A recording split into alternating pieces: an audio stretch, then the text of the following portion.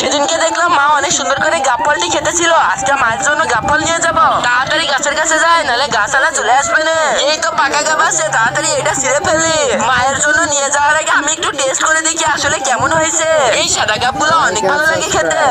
কি ব্যাপার গাছওয়ালা? এই ছেলে যা বাবা রে ভাগে। এইসব ছেলে পুলে নিয়ে হয় না, আবার দেখি ফেলে চলেও গেল।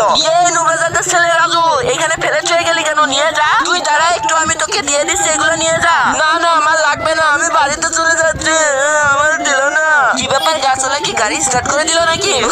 এবারে তো সুযোগে সব ব্যবহার করবো।